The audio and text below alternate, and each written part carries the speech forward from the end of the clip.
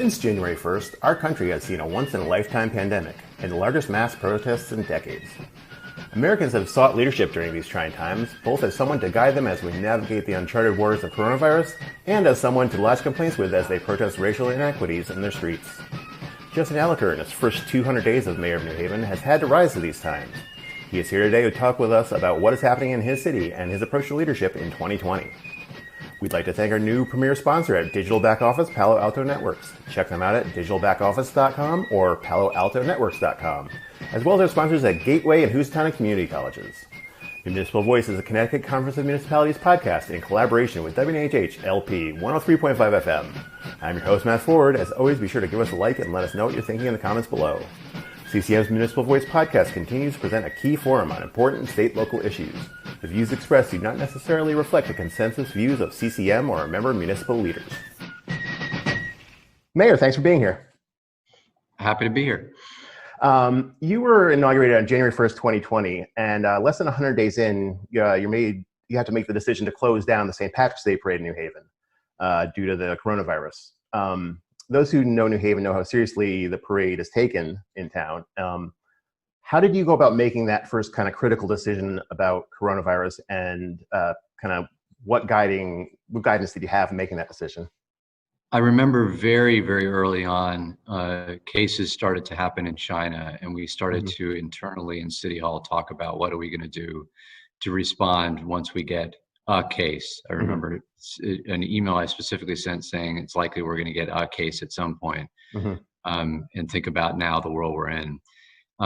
So we've been talking about this for quite some time, but the call about St. Patrick's Day happened quite quickly.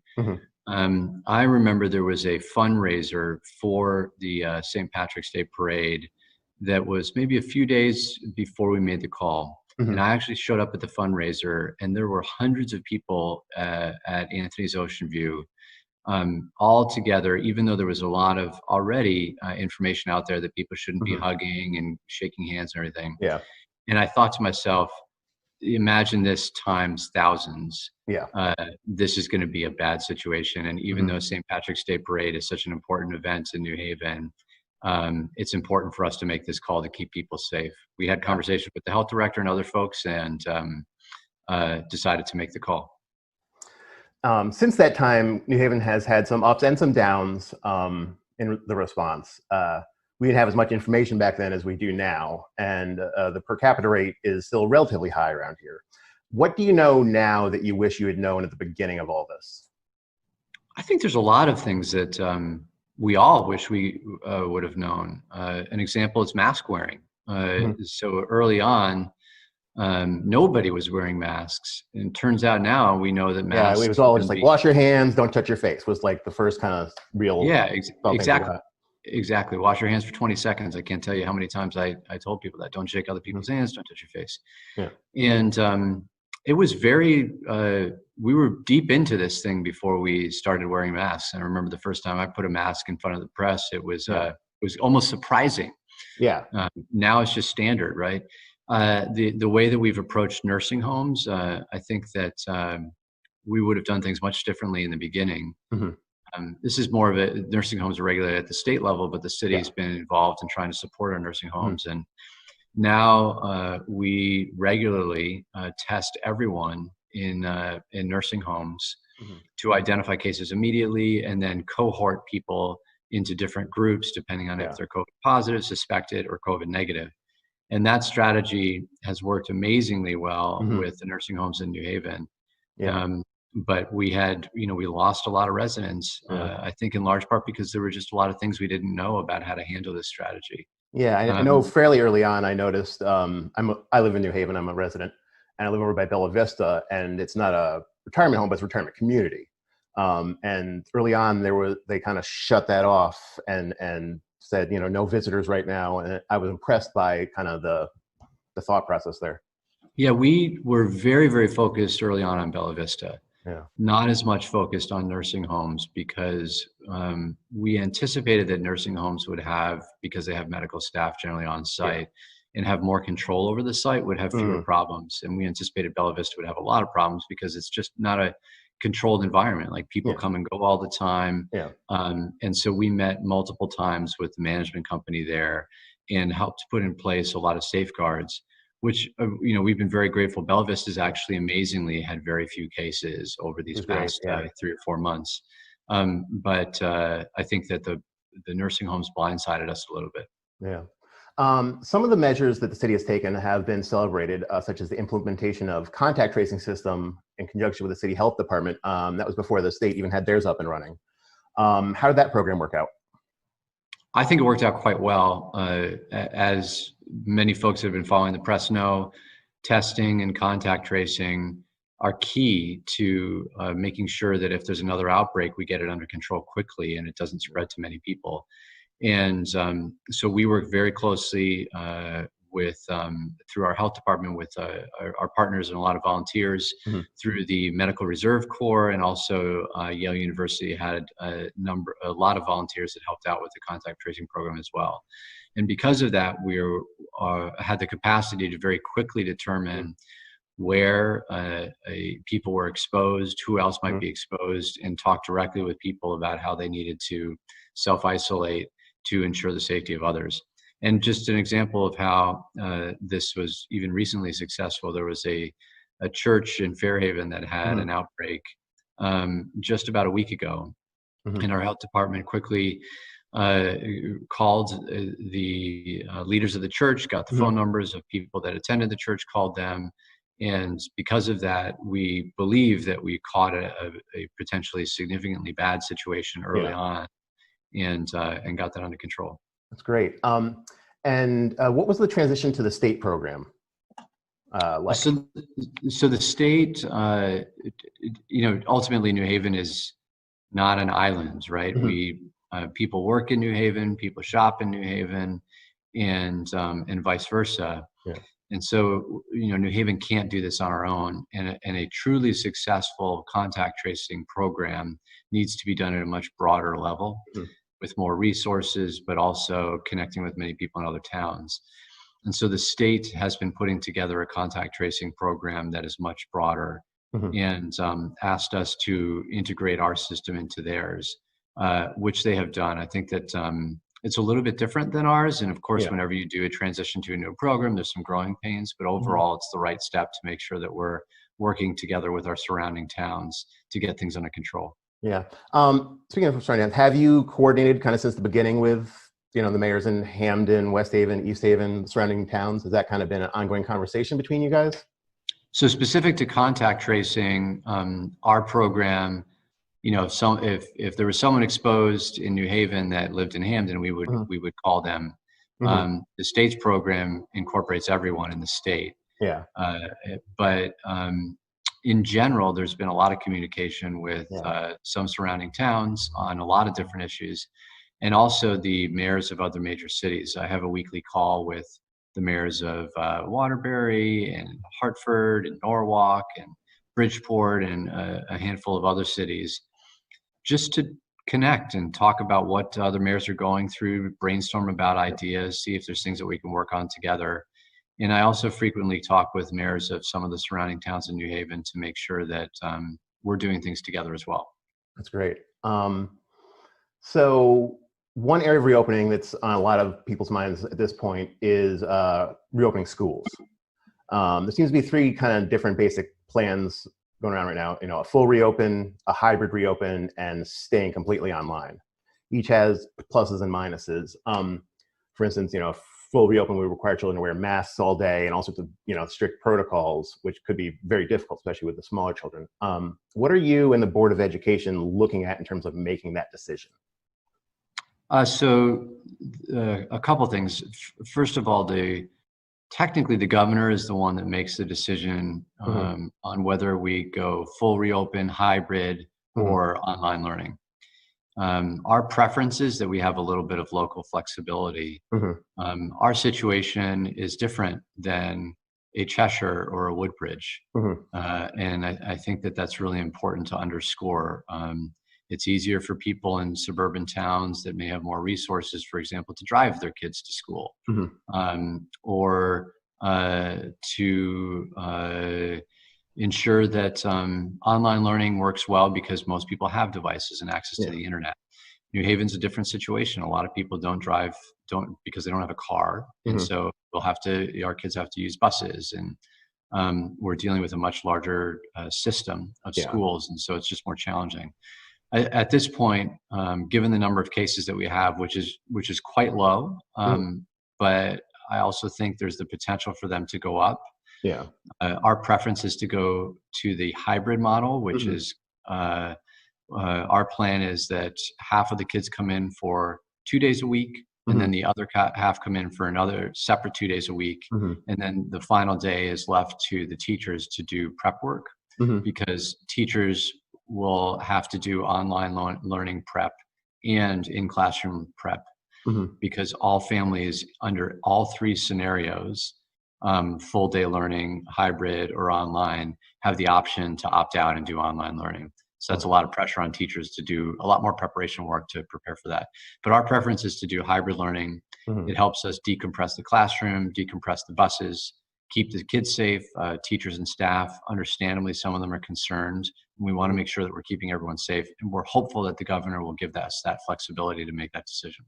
Yeah, you mentioned the staff stuff. Can you go forward with any kind of plan without kind of the full buy-in of teachers and parents? Yeah, yes. I think that it's really important. There's been a lot of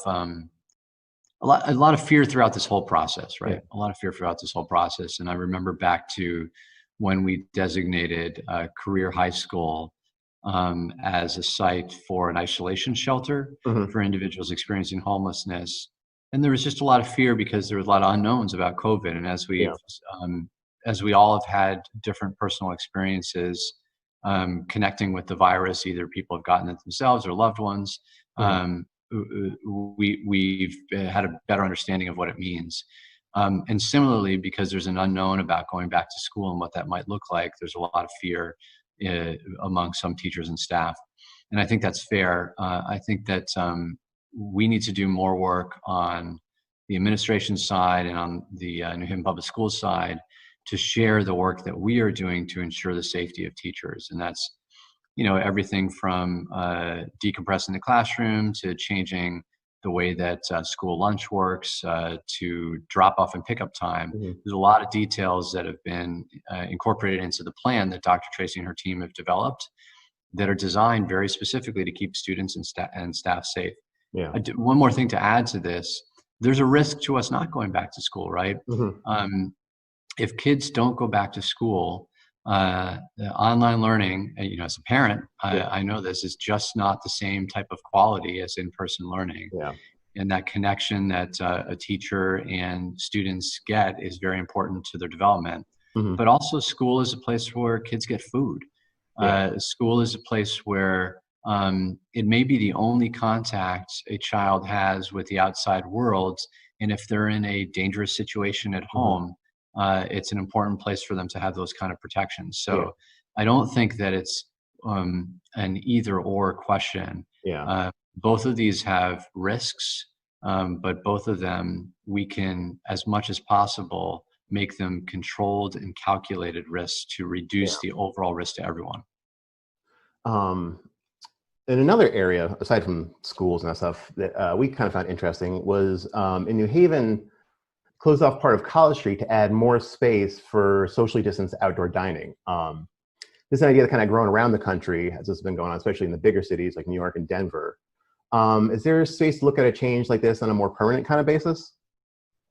I think there's a lot of opportunity there. Ultimately, we'd have to work with the businesses and the Board of Alders who Hmm. have the authority over the street closures to make sure that it works for everyone. Yeah. But there's been a lot of really positive feedback about some of the street closures. Another one that we've done is closing the roads around East Rock Park. Hmm. And that has been wildly popular. I've gotten tons of emails and calls about how people really enjoy the option to walk in places in the park that they may not have walked in before, and people really enjoy that. And I Yeah. think that this is a way to help downtown businesses, not just during COVID, but hopefully after COVID, having a kind of pedestrian type of mall. Yeah. It sounds like a great idea and could really promote business and make New Haven an even more lively city. Yeah, the walkable cities thing has been kind of a growing kind of undercurrent in a lot of planning I've heard of lately across the country. Agreed. Um, You are listening to the Municipal Voice on WNHH LP 103.5 FM. so one other issue other than coronavirus, the other issue that has come to the fore kind of this year nationally is inequities based on race, meaning particular outcomes in housing, policing, and even representation judged by the color of your skin. New Haven has called racism a public health crisis along with several other towns and cities. Can you tell us what that means to New Haven? Yeah, I think COVID has exposed, in particular, a lot of issues around the inequities that many of us that have lived in New Haven for a long time have known for years, and specific to the health issues associated with systemic racism and inequities. People of color have been disproportionately impacted by COVID. There's many more cases. The cases are more severe. And that's an indication of a lot of the inequalities. That's an indication that people of color don't have access to appropriate health care. A lot of people have a higher propensity for comorbidities, but it's also an indication that many people of color don't have the ability to telework because oftentimes people are working on the front lines. Yeah. And don't have the option to opt out to exposing themselves to other people. And that's just one indication of a lot of the systemic challenges that exist in our cities, around our nation, around racism.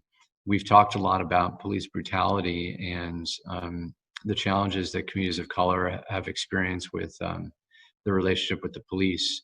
And there's been a lot of work done in the last several weeks on that. And my administration is actually working on some things to address issues around, in particular, the relationship between the police and the community, and this struggling really with this deeply with this question about how to keep communities safe, which doesn't always mean having more police or having the police involved at all. But in addition to that, I think there's a real economic question here. I've come out and supported the idea of a segregation tax because Connecticut is one of the most segregated states in the nation. Yeah. And because suburban communities put up barriers to access to affordable housing developments, it means that so many people don't have the option to integrate into other towns. Yeah. And towns very proactively prevent that kind of integration. And I think that either towns can and should support increased options for affordable housing, or they should pay a tax so that places like New Haven that have upwards of 30% affordable housing have the kind of economic support that we need to make sure that our residents have the resources they need to get out of poverty. Yeah. So the protests have been going across the nation, some of which have gotten violent. There's been, there's Portland, all that situation. Whereas in New Haven, it's been relatively peaceful. At one point, I-95 got shut down, and it was, it was a big thing, but it was peaceful and whatever. How do you think that worked? What do you credit that to?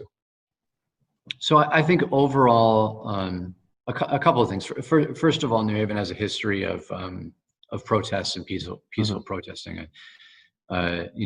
Generally a week doesn't go by in New Haven without some sort of protest. And I think that's an indication of a very lively and typically very mature public dialogue.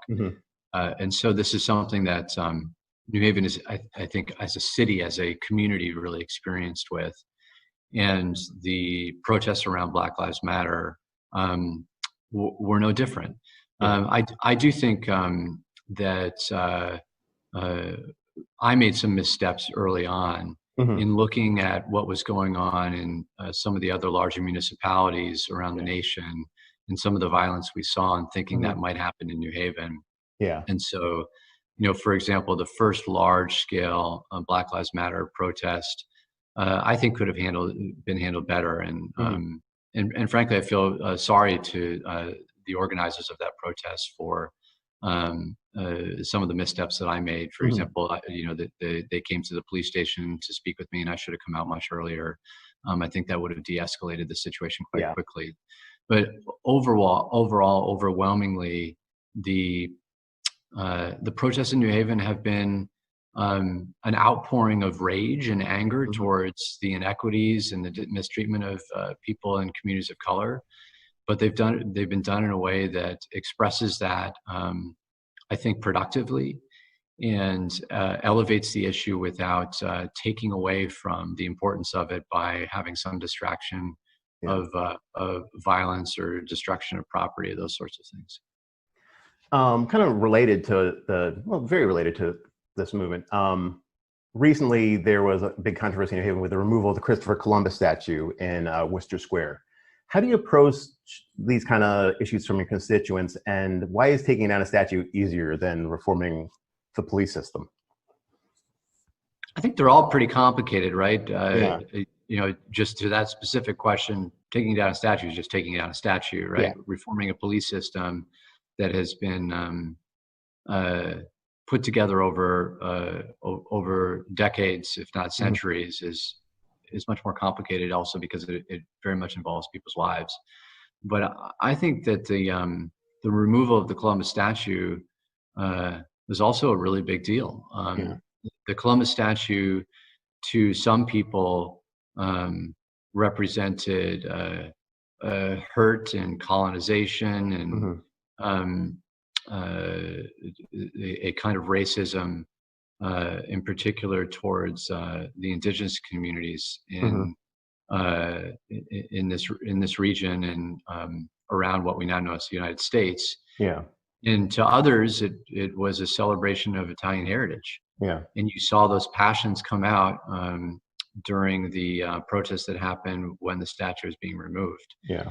And I think that those conversations are ones that we need to have more and more of among different groups, among those within the affinity groups, but also across affinity groups, because there's, given all the politics going on in the nation and the divisiveness in the nation, I think that when we step back and actually look at what our goals are, most people would agree that we should be compassionate towards our neighbors.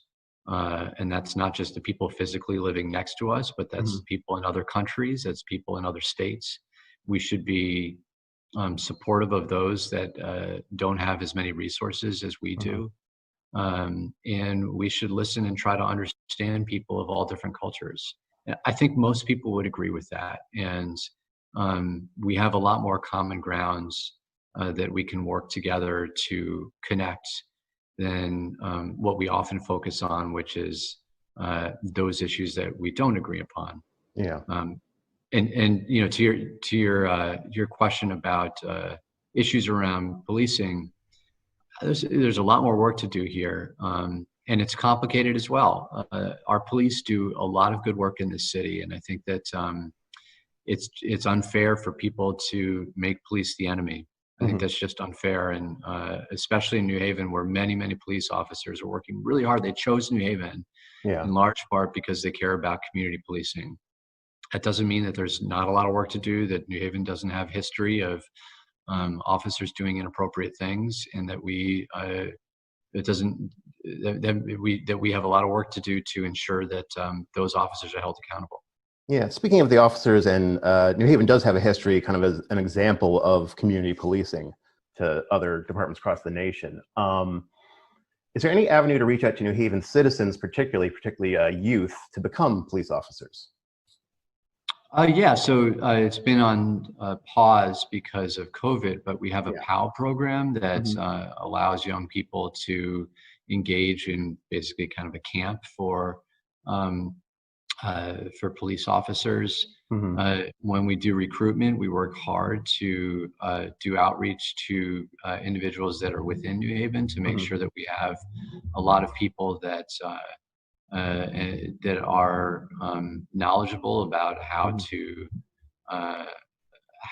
enter the force and how to apply for the force. Yeah. And I also think that while there's some concerns about it that are understandable, our school resource officer program Mhm. does give young people an opportunity to interact with officers when there are not issues, right? Oftentimes, a lot of people in the community, their first interaction with an officer is when someone's in trouble or when there's a Yeah. crisis. And we should find more opportunities for people to interact with officers when things are going well, Yeah. to build that trust on both sides. I know I've seen in the past, there's like get coffee with a cop programs across the country that people do, like those sort of interactions where it doesn't have to be, you only see me when something's gone terribly wrong. Exactly. Um, you recently made a call to strengthen New Haven's role as a sanctuary city. Why is that important to you? I think it goes back to that compassion piece, that help your neighbor out piece. Yeah. Congress can't get its act together Mm-hmm. around a real immigration reform bill. Yeah. And I'm a realist, and I'm also someone that tries to be compassionate. Mm-hmm. Undocumented residents are living in our city, Yeah. and they've been living in our city for a long time. They're part of our community. Uh-huh. They overwhelmingly pay taxes. Mm-hmm. They contribute to the community in many ways. And Yeah. I think that we need to be real about the fact that people are in our community, and we want people to feel safe calling the police if there's an issue, because we Yeah. don't want there to be abuse. We want people to cooperate with the police if there's information that needs to be shared. We want people to feel safe. Yeah. We want people to feel safe in our schools, and that they're not going to have a teacher or someone report them to ICE. Mm-hmm. And so I think both from a practical perspective and a compassionate perspective, it's important for New Haven to take a stand and say, we care about all of our residents, Yeah. regardless of their document status. Yeah. And I think in that you are continuing stuff from your predecessors, because I know when John DeStefano, now your media person, but before that, set up the New Haven ID card thing. That was a big deal because they gave the New Haven ID to people regardless of immigration status, which allowed them not only to have an identification, but then to open bank accounts and things like that, which, you know, was big news at the time because New Haven was very on the forefront of that. And it's interesting to see you kind of trying to push and continue that legacy of being at the forefront of these issues. Yeah, exactly. I think that I think that my hope is that the federal government will, as the pressure increases, change the trajectory in their approach to immigration. That is one that is more fair. I mean, the DACA question, for example, it's just ridiculous that we can't figure that out and ensure that residents have some permanent certainty around their future. But there's so many other examples of that where we're really approaching things in a backwards way that is contrary to a significant part of our history and the spirit of the creation of our country. Yeah. And kind of a final question. What does it mean to lead a city in 2020? 200 days in, are there any lessons you've learned or wisdom you'll take with you in the next 200 days? You know, to be honest, I haven't had a lot of time to reflect on that question because it seems like every day there's some new challenge that we're facing. I can say that I started with a 100-day plan and a 2-year plan and a long-term plan. And let's just say the 100-day plan will happen, but not in 100 days. And the overall challenges that we face and the overall vision on how to address them is the same. I talked a lot about economic inequality in New Haven, and COVID, the Black Lives Matter protests in recent days, the drug overdoses we've seen, all of these issues and the way that we've handled them and who they have impacted goes back to this issue around income inequality. And until we're able to, in a very meaningful and deep way, undo some of the systems that existed for decades and decades and decades, we're not going to be able to truly move the dial on what we talk about oftentimes through rhetoric about the American dream of everyone having opportunities. People can't have opportunities if they have all kinds of barriers in front of them. And to be a mayor today in the nation, I believe mayors have a real opportunity to struggle with and address that question in a meaningful way. And I think this is a defining moment for the nation, and mayors have the opportunity to really do something big. Well, I hope this is your opportunity to do something big for New Haven. I'll be working on it. All right. Thanks so much for talking with us today. I appreciate it. Thanks for having me on. All right. Thank you, Mayor. All right. Take care.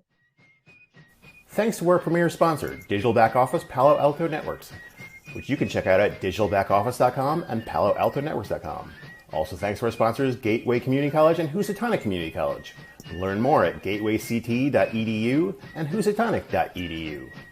The Municipal Voice is a co-production by CCM and WNHH 103.5 FM. Kevin Maloney is our executive producer, Christopher Gilson is our producer, Harry Draws is on the boards, and I'm Matt Ford, your host. Be sure to check out our Facebook page and give us a like, and watch out for our CCM chat series on our YouTube